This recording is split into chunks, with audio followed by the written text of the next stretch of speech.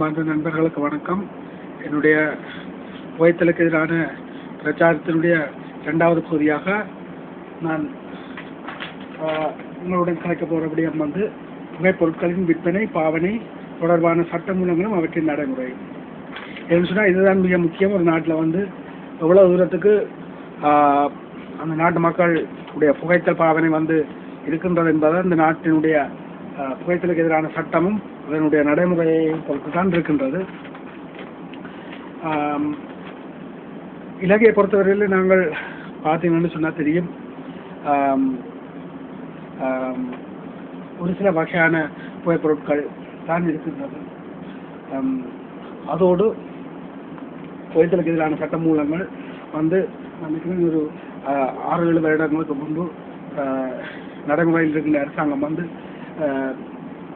சில புதிய நடைமுறைகளை கொண்டு வந்து புகைத்தலுக்கு எதிரான பொது இடங்களில் புகைக்க கூடாது என்ற சட்டங்கள் மூலமாக நியாயமான இந்த புகைத்தலை தடை செய்வதற்கான முயற்சிகளை மேற்கொண்டது. இருந்தும் புகைத்தலை கட்டுப்படுத்த முடியவில்லை. ஆனால் மேலத்தைய நாடுகளை பொறுத்தவரையில் நீங்கள் பார்த்தீங்கன்னு சொன்னால் மிக கூடிய வகையான சிகரெட்டுகள், ரோலிங் டொபாக்கோ, சிகார்ஸ் போன்ற புகைத்தல் பொருட்கள் நடைமுறைக்கு சந்தையில் இருக்கின்றது. ஒவ்வொரு நாட்டிலையும் பல்வேறு நாடுகளுடைய உற்பத்தி பொருட்கள் சந்தையில் நடைமுறையில் இருக்கின்றது. ஆனால் மேலத்தைய நாடுகளினுடைய விற்பனை அவற்றினுடைய பாவனை தொடர்பான சட்டமூலங்களை நாங்கள் எடுத்துக்கொண்டால் இங்கு மிக கடுமையான விற்பனை பாவனை தொடர்பான சட்டமூலங்கள் நடைமுறையில் இருக்கின்றது. முதலாவதாக அந்த ஒவ்வொரு புகைத்தல் சிகரெட்டு பெட்டிகளுக்கு பின்னாலேயே ஹோலோகிராம்ஸ் என்று அழைக்கப்படுகின்ற ஹோலோகிராம்ஸின் மூலமாக புகைத்தல் ஏற்படுகின்ற தீமைகளை விளக்கி அவர்கள் படங்கள் மூலமாக காட்டப்பட்டிருப்பதை நீங்கள் பார்க்கிறீர்கள். இங்கே பார்த்தா தெரியும், புகைக்காரருடைய நுழையிடலும் புகைக்காரருடைய நுழையிடலும் காட்டப்பட்டிருக்கின்றது. இவ்வாறான ஹோலோகிராம்ஸின் மூலமாக பல ஹோலோகிராம்ஸின் மூலமாக புகைத்தலால் ஏற்படுகின்ற தீமைகளை அவர்கள் விளக்கி இருக்கின்றார்கள்.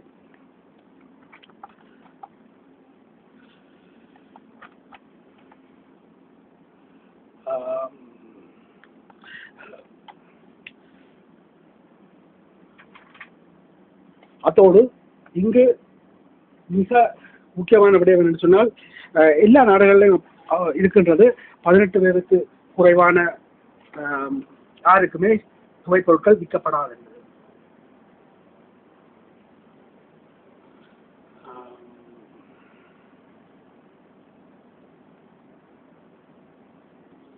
மேலத்தைய நாடுகளிலும் சரி, எங்களோட நாடுகளிலும் சரி 18 வயதுக்கு குறைந்த சிறுவர்களுக்கு புகையிலை விற்கிறது தண்டனைக்குரிய குற்றம். இலங்கையில் அவ்வாறான சட்டங்கள் சட்டமாக இயற்றப்பட்டிருந்தாலும் நடைமுறையில் அதை நடைமுறைப்படுத்துவது மிக கஷ்டமான விடயமாக இருக்கின்றது. மேலத்தைய நாடுகளை பொறுத்தவரையிலே இந்த புகையிலை விற்பனை தொடர்பாக சேலஞ்ச் 21 பாலிசி என்று இருக்கின்றது. அதாவது விற்பனையாளர்கள் தங்களிடம் சிகரெட் வாங்க புகைப்பொருட்கள் வருபவர்கள் 21 வயதுக்கு குறைவானவர்களாக பார்ப்பதற்கு இருந்தால் அவர்களிடம் தங்களுடைய வயதை உறுதிப்படுத்துவதற்கான ஆவணங்களை கேட்க வேண்டும். அவ்வாறு காட்டப்படாத பட்சத்தில் அவர்களுக்கு புகையிலை பொருட்களை விற்கப்படாத சட்டங்கள் இருக்கின்றது. இதில் பார்த்தா தெரியும் உங்களுக்கு, அவர்கள் 21 வயதுக்கு குறைவானவர்களாக இருந்தால் அவரிடம் போட்டோ ஐடி கேட்க வேண்டும். இது டிரைவிங் லைசன்ஸ் ஆகவோ அல்லது பாஸ்போர்ட்டாகவோ வேறு ஏதாவது பர்த் ஐடி என்னவா இருந்தாலும் சரி, அவர்களுடைய அடையாளத்தை படத்துடன் உறுதிப்படுத்துவதற்கான அடையாளத்தை இருக்க வேண்டும். அதாவது 18 வயதுக்கு மேற்பட்டவர்களாக சட்டபூர்வமாக இருக்கும் பட்சத்தில் மட்டும்தான் அவர்களுக்கு புகைப்பொருட்கள் விற்க அனுமதிக்கப்படுகிறது. 18 வயதுக்கு குறைந்தவர்களுக்கு புகையிலை விற்று அரசாங்க அதிகாரிகளிடம் பிடிபட்டால் ஃபைன் பண்ணப்படுவதுடன் அவர்கள் புகைப்பொருட்களை விற்கிறதுக்கான லைசன்ஸையும் அவர்கள் பறித்து விடுவார்கள். இலங்கையிலும் அவ்வாறான சட்டங்கள் இருந்தாலும் கூட அதை நடைமுறைப்படுத்துவதில் சரியான சிக்கல் இருக்கின்றது. இதுகளை விட வேறு கவர்மெண்ட் அரசாங்கங்களுடைய சட்ட மூலங்கள் வந்து பொது இடங்களில் புகைப்பிடிக்கப்படாது என்ற சட்ட மூலங்கள் அந்த இப்போ இருக்கின்ற அரசாங்கத்தில் கொண்டு வரப்பட்டது. பொது இடங்கள் வாகனங்களில் புகைப்பிடிக்கப்படாது என்பது. அத்தோடு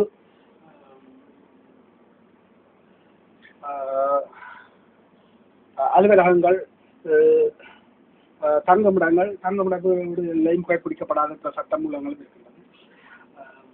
அதை விட இப்பொழுது மேற்கத்திய நாடுகளுடைய சில நாடுகளுடைய அரசாங்கங்கள் வந்து தனியாருடைய கார்கள் வாகனங்களிலேயும் புகைப்பிடிக்கிறதை தடை செய்கின்ற சட்டமூலத்தை நடைமுறைப்படுத்துவதற்கான ஆலோசனைகளை மேற்கொண்டு வருகின்றது.